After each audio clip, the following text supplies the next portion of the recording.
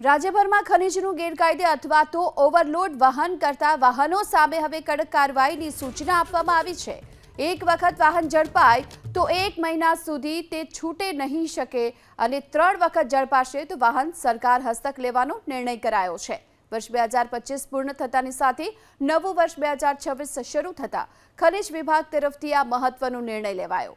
અત્યાર સુધી એમ હતું કે કોઈ ડમ્પર, ટ્રક અથવા તો ટ્રેક્ટર સહિતના વાહનો જો ગેરકાયદે ખનીજ વહન કરે અથવા ઓવરલોડ માટે ઝડપાય તો તે વાહનો સરકારે નક્કી કરેલો દંડ ભરપાઈ કરી અને છોડી મૂકવામાં આવતા હતા અને ફરીથી એ જ વાહનો ગેરકાયદે ખનીજ પ્રવૃત્તિઓમાં સક્રિય થતા।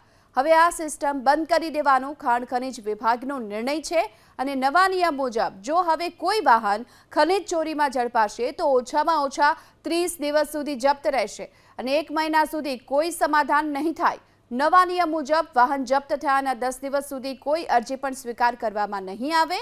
30 દિવસ સુધી વાહનના માલિકની ઓળખ, ચાલકની ઓળખ અને તેના ઇતિહાસની તપાસ થશે અને બાદમાં સમાધાન કરવું કે નહીં તે અંગે અંતિમ નિર્ણય લેવાશે। અને એટલું જ નહીં, જો કોઈ વાહન 3 વખત ખનીજ ચોરીમાં ઝડપાશે તો વાહન સરકાર હસ્તગત થઈ જશે। આ નિર્ણયથી ખનીજ ચોરોમાં હવે ફફડાટ વ્યાપી ગયો છે।